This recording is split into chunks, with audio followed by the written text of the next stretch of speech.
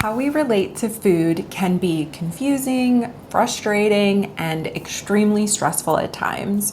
We have information about food and healthy eating coming at us from all different directions, whether it be television, marketing, friends, families, books, other media, or medical professionals. It's very difficult to make sound decisions based on what is best for our needs, wants, and goals from all the information that's coming to us. Hi, my name is Mallory. I'm a physician of classical Chinese medicine, and in this video, I want to introduce you to the 5 flavors for healing and health and wellness. These 5 flavors can be found in food as well as in herbs and spices. Once you get to know these 5 flavors really well, you're going to be able to use them to make really good decisions about the foods that you need to be eating and consuming to help yourself to achieve the goals that you want. I have used food, herbs, and spices exclusively to heal arthritis, rashes, brain fog, fatigue, and even back pain. Okay, let's start at the beginning. I'm going to take you through the basics of the 5 flavors. These 5 flavors contain characteristics that have an effect physiologically on the body. So when we want to therapeutically help the body or achieve something like a bowel movement, we can use these 5 flavors to do that.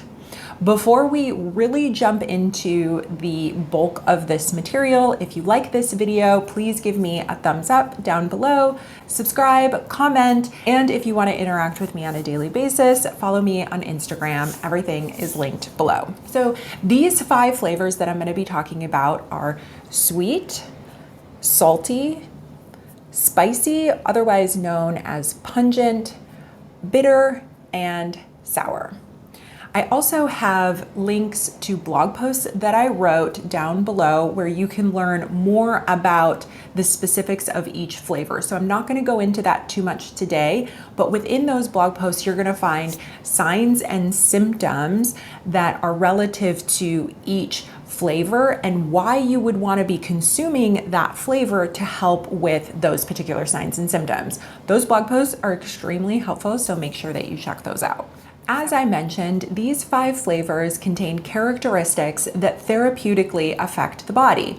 When we look at these 5 flavors in 2 ways, yin and yang, yin is going to be nighttime, it's going to be cooling, it's going to be soothing, and it's non-activity, and yang is going to be activity, movement, sunshine, daylight, and simply being awake. So what we find is the flavors that are more yang are going to be the sweet flavor and the pungent or the spicy flavor. And what that means is that those flavors have an affinity for and are more yang, so they're going to affect the upper part of the body. Anytime you take anything internally, it's going to affect your whole system, but primarily the sweet and the salty or pungent flavor are going to affect the upper parts of the body. When we look at the yin flavors, those are going to be the other 3. So you'll have bitter, sour, and salty. So those 3 flavors are going to affect more the yin parts of the body, which simply put are going to be the lower half of your body. So from waist, digestive system down. These 5 flavors then are going to have some sort of effect on the body. So now that we know whether it's yang or yin that they're going to affect, we can then describe what they're going to be doing once they're put into the body. So what that means is that these flavors can either be warming or cooling, they can be moistening or drying, they can astringe or purge, like I had mentioned before, by inducing a bowel movement, we can use them, or they can disperse, scatter, or they can tonify and strengthen. These five flavors can also clean the body as well as restore the system. Within these 5 flavors, in addition to yang and yin and the characteristics that they're going to embody, we also want to think about the organs that are going to be affected by the 5 flavors. The sweet flavor is going to have an affinity for the spleen and the stomach. The sour flavor is going to have an affinity for the liver and the gallbladder. The salty flavor is going to affect the kidneys and bladder. The pungent flavor is going to affect the lungs and the large intestine. And finally, the bitter flavor is going to have an affinity for the heart and the small intestine. So what all this information tells us is, depending on your signs and symptoms and how they're showing up in the body, is how we're going to want to use these 5 flavors to medicinally treat your ailments and what you're experiencing. So here's a couple examples.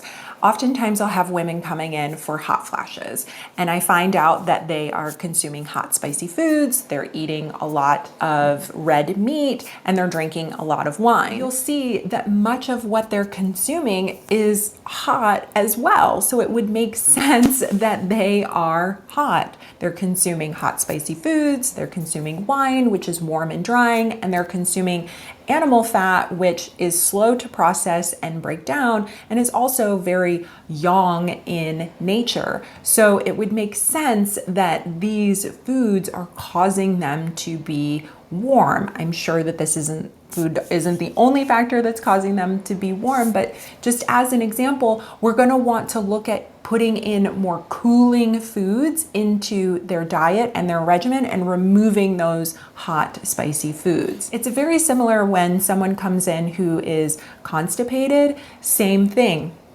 And they may be consuming a lot of foods that are drying. They could be extremely dehydrated.